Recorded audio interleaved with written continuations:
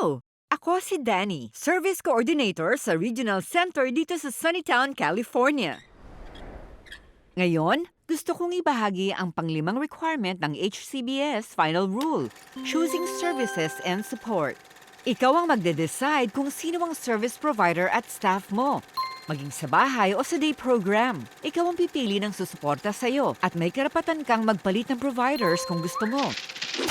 Natutunan ito nila Lucas at Marcia mula sa Kale Salad, isang cup ng ramen, at ang sinasabing pinakamagandang pelikula ni Kevin Costner.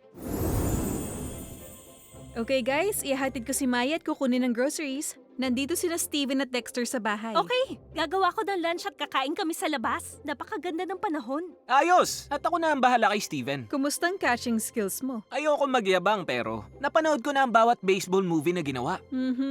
Kung ganon. Hi Dexter, ginawan kita ng lunch. Thank you, Marcia. Sabi ko na bagay kang maging yoman. Marcia rin ang pangalan ng yoman ni Lanternman. Sana hindi mo ako pinili dahil lang Marcia ang pangalan ko. Hindi, syempre naman hindi. Pero kamukhang kamukha mo si Jane Eaton. Siya ang aktres na gumanap na yoman, Marcia. Ano yan?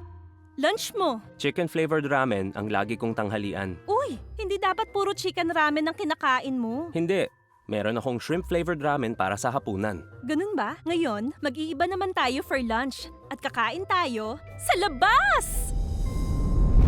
Sa labas? Lilinlangin ka lang ng mga mata mo. Pumikit ka at gamitin mo ang force. Pumikit? Naglalaro ka ba talaga ng softball? Siyempre! Aba, sa dami ng beses ko na kayang napanood yung Field of Dreams.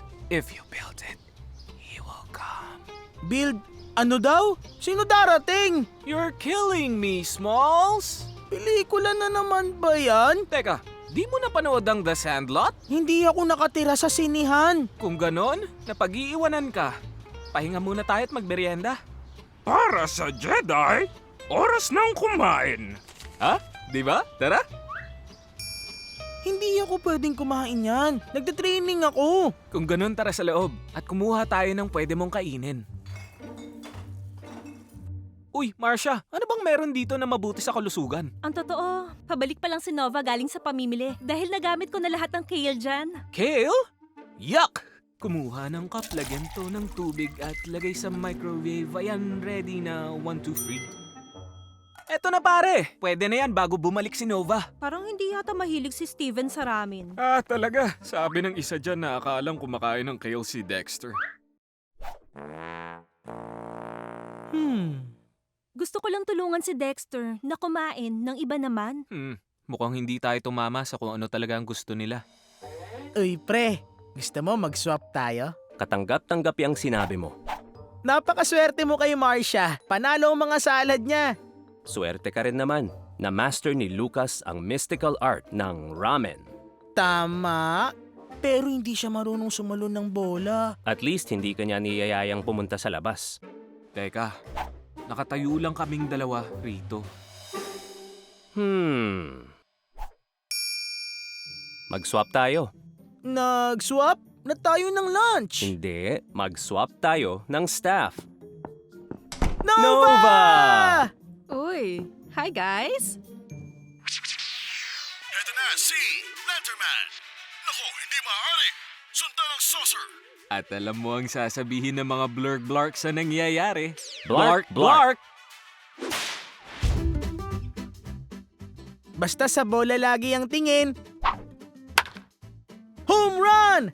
Sigurado ka ba na hindi ka pa nakakapaglaro ng softball dati? Oo, at gusto ko yung training kasama ka.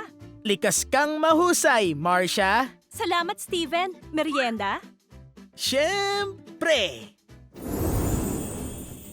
Nagpalit sina Lucas at Marcia para makapagbigay ng mas sangkop na suporta kina Dexter at Steven. May karapatan ng lahat na pumili ng mga service provider nila at mga tao na susuporta sa kanila. Tandaan, ang nag-umpisa sa simpleng pag-uusap, maaaring mauwi sa malaking pagbabago. Bilang isang service provider, ang maging person-centered ay ang pakikinig sa mga taong sinusuportahan mo at pagkilos ayon sa iyong narinig.